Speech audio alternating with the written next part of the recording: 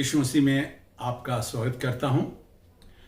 और पिछली बार हम अध्ययन कर रहे हैं, जगत के अंत के बारे में हम विचार कर रहे थे और हमने ये सीखा कि एक घड़ी ऐसे आने वाली है, वो कब आए कुछ पता नहीं है, जिसे पुनरुत्थान या रैप्चर कहा जाता है, उठाया जाना, कलीसिया का उठाया जाना। तो इसी संदर्भ में हमने देखा था एक उदाहरण। दुनिया में, जगत में बाइबल ये बताती है, दो जनों ने मृत्यु को नहीं देखा।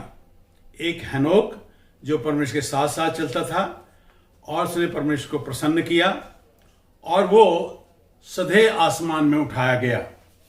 अरबों और खरबों और हजारों स्वर्गदूतों को उसने देखा। इसी प्रकार एक दूसरा पात्र है, नबी है ये एलीशा, जो परमेश्वर के सन्मुख रहता है, परमेश्वर के मन में रहता है और इसके पास ये अधिकार था, ये बारिश को भी बंद कर सकता है, आग को भी बरसा सकता है और अग्नि को भी बरसा सकता है।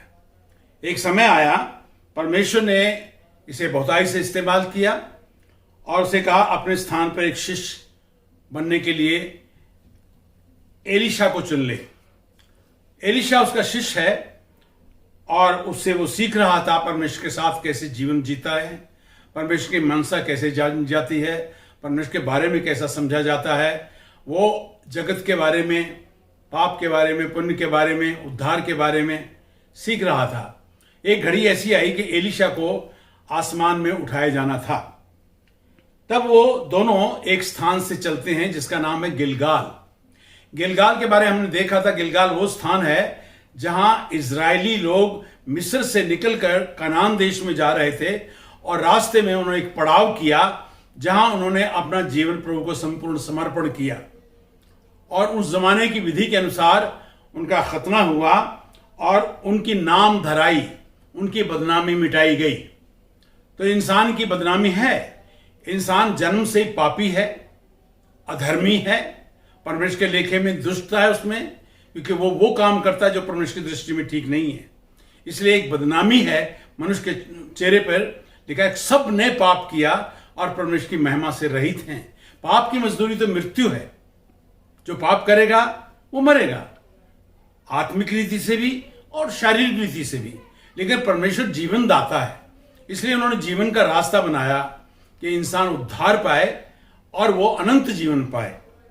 इसी वृतांत में हम देख रहे थे, प्रभु जी ने कहा मैं जाऊंगा और फिर आकर मैं तुम्हें ले जाऊंगा। आजकल के दुनिया के हालातों को देखते ऐसा लगता है कि जगत का शायद अंत हो, लेकिन जगत का अंत नहीं होगा। उससे पहले एक घड़ी आएगी जिसे बोलते हैं रैप्चर, पुनरुत्थान। जो मसीह यीशु में जीवित हैं, जिन्होंने नया जन्म पाए हुए हैं, इंसान हैं, पवित्र रोग किए गए हैं, जिनकी नाम धराई मिटाई गई है, ये आसमान में उठाए जाएंगे। एलिया उनमें से एक था प्राचीन काल में जो आसमान में उठाया जाने वाला था। ये दूसरा राजा और उसके 2 अध्याय में वृत्तांत मिलता है। पहले अध्याय में कि एलिया और एलीशा गिलगाल से इकट्ठे चले। उन्होंने वो जगह छोड़ दी जहां बदनामी का स्थान है और क्रूस की वेदी के ऊपर बदनामी हटती है। इसके बाद हम देखते हैं, एलिया ने एलीशा से कहा, परमेश्वर मुझे बेतेल को भेजता है, तू यहीं रहे। लेकिन उसने कहा नहीं, मैं साथ साथ जाऊंगा। और वो दोनों इकट्ठे बेतेल को आए। बेतेल वो स्थान थी जहां परमेश्वर का एक दास था जिसने परमेश्वर का दर्शन पाया। एक समय उसने वहां पर स्वर्ग पे चढ़ती हुई सीढ़ी को देखा और जब उसने वो दर्शन को देखा कि उसको स्वर्ग दूत ऊपर उतरते चढ़ रहे आ रहे हैं, 28 अध्याय उत्पत्ति में हम पढ़ते हैं। और जब उसने जगह को देखा तो उसने कहा, ये क्या ही भयानक महिमा का स्थान है और ये स्थान तो परमेश्वर के भवन के अलावा और कुछ नहीं हो सकता। बेतेल का मतलब है परमेश्वर का भवन, जहां परमेश्वर से मिलने का स्थान है, जहां परमेश्वर के साथ संगति का स्थान है, जहां वाचा का स्थान है, जहां आनंद का स्थान है, जहां परमेश्वर की प्रतिज्ञाओं का स्थान है। मेरे प्रियो, बेतेल वो जगह थी जहां यहां जा रहा था।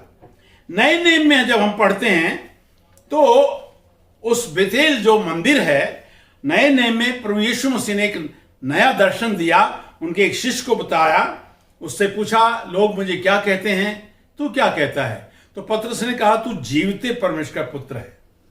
जीवित परमेश्वर जो अजर है, अमर है, अनादि है, अनंत है, अकाल है, तू उसकी ओर से मसीहा होकर आया है, मुक्तिदाता होकर आया है। जब ये बात उसने कही तो प्रभु यीशु ने उससे कहा तू धन्य है, तुझ पे ये प्रकाश हुआ है और तेरा नाम शमौन है और तेरा नाम पतरस होगा, चट्टान होगा, और मैं तुझ पे अपनी कलीसिया, अपना घराना बनाऊंगा, अधोलोक के फाटक उस पर प्रबल ना होंगे।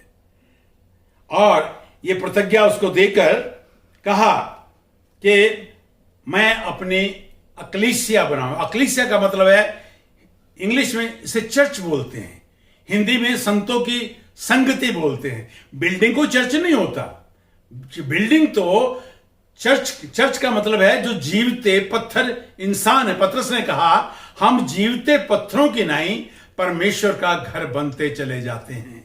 इंसान मिट्टी से बनाया गया, लेकिन पाप के कारण, हटीलेपन के कारण वो स्ट्रांग पत्थर बन गया। लेकिन परमेश्वर ने पत्थर को चुना ताकि उसमें जीवन भोंके। इंसान जो पत्थर जैसा है उसको जीवन देता है और कहता है मैं तुझ पे अपनी कलीसिया, अपना घर बनाऊंगा, अर्थात परमेश्वर का मंदिर।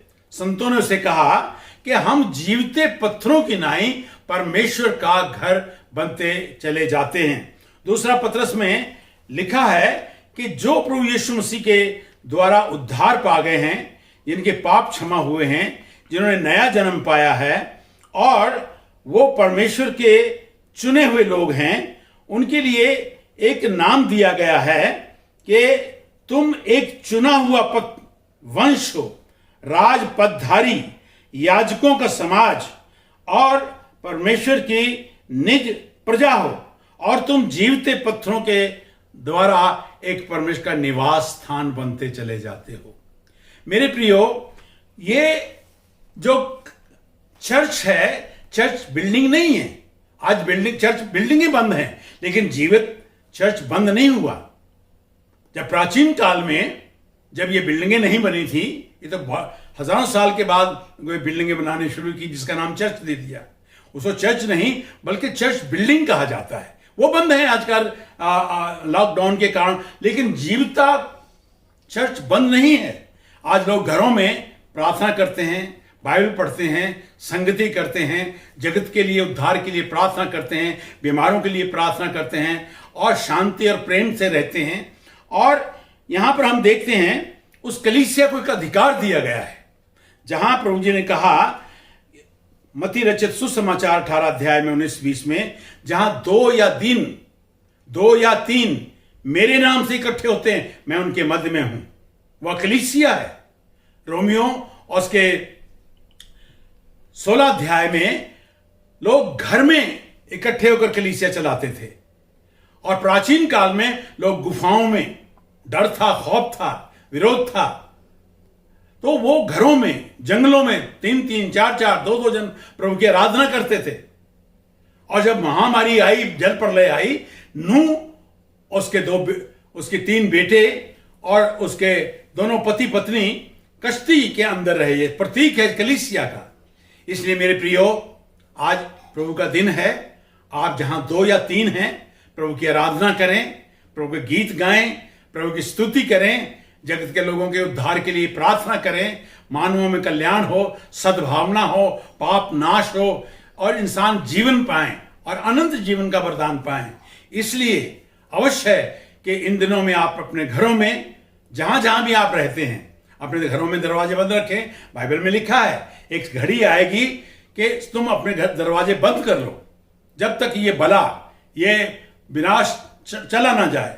इसलिए मेरे प्रियो, तुम्हारा घर की कलीसिया है, एक लोकल कलीसिया है जिसके आप सदस्य हैं। नवजीवन विकास संगति संगरूर में है और दूसरे नगरों में अपने आप की कलीसियां हैं। एक लोकल कलीसिया है, एक विश्वव्यापी कलीसिया है, सारे जगत में वो कलीसिया है जो उसको कई नाम दिए हैं। वो दाग की वाटिका, परमेश्वर का घराना, विश्वास का खंबा और मसीह की दुल्हन, निर्दोष, निष्कलंक और पवित्र, इसी कलीसिया को प्रभु लेने के लिए आएगा। जहां 2 हों तो एक उठा लिया जाएगा, रह जाएगा।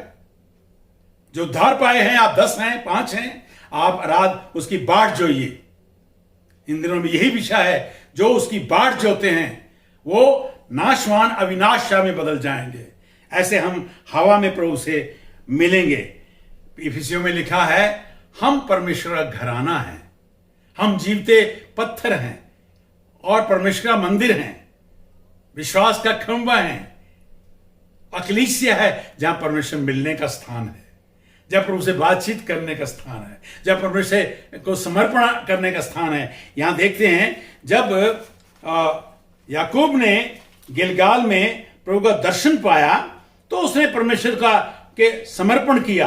हे परमेश्वर, मैं यहां एक मंदिर बनाऊंगा जिसका नाम बेतेल होगा। और उसने मन्नत मानी, उसने से कहा कि इस स्थान का नाम बेतेल रखा और उस पर उसने तेल उधेल दिया, आत्मिक आराधना कर दी। और उसने कहा, हे प्रभु, तू मेरी रक्षा करेगा, मुझे खाने के लिए भोजन, पहनने के लिए कपड़ा देगा और मैं कुशल से अपने घर आऊंगा, कुशल से रहूंगा और तू मेरा परमेश्वर रहेगा और मैं तेरी प्रजा रहूंगा। तब उसने ये वचन मांगा, और मैं अपनी कमाई का 10वां हिस्सा प्रभु आपको अर्पण करूंगा। जो प्रभु की सेवा के लिए, जरूरतमंदों के लिए, गरीबों के लिए, कंगालों के लिए, विधवाओं के लिए, बेसहाय के लोगों के लिए, और वो खर्च किया जा सके, सेवकों के लिए खर्च किया जा सके। बहुत सारे दूसरे लोगों ने भी इस पद्धति को माना है। लोग अपने दहकी इकट्ठी करते हैं जो भले कामों में लगाते हैं। इसलिए आप अपने घरों में अपने तन से, मन से, आनंद से समर्पण करें, खुशी से। प्रभु आपको आशीष दे। और इस तरह से जब तक ये लॉकडाउन रहेगा, हम सब लोगों ने ये निर्णय लिया है कि अपने घर में घर की कलीसिया लगाएं, घंटा 2 घंटा गीत गाएं, आराधना करें, वचन पढ़ें, प्रार्थना करें। और ये वचन आपको मिल जाएगा यूट्यूब से, संगरूर बाइबल फेलोशिप में। आप इसको अपने टेलीविजन पे चलाइए हॉटस्पॉट के द्वारा और प्रार्थना कीजिए। अगर आपको कोई पूछना हो तो आप हमसे कांटेक्ट कर सकते हैं। प्रभु आपको आशीष दे। आइए प्रार्थना करें। हे पिता परमेश्वर, धन्यवाद करते हैं, आप तो हाथ के बनाए घर, मंदिर और चर्च में नहीं रहते। वो चर्च तो एक आराधनालय है, लेकिन जीवते चर्च वे लोग हैं जो इंसानों ने प्रभु आपको, यीशु मसीह को अपना उद्धारकर्ता ग्रहण किया, जिनके नाम धराई मिटाई गई, पापी से वो धर्मी ठहराए गए, संत लोग बनाए गए, पवित्र लोग बनाए, पवित्र घराना हो गए हैं, अकलीसिया बन गई हैं। हर घर की कलीसिया को आशीष दे प्रभु यीशु मसीह के नाम से, आमीन। प्रभु आपको आशीष दे।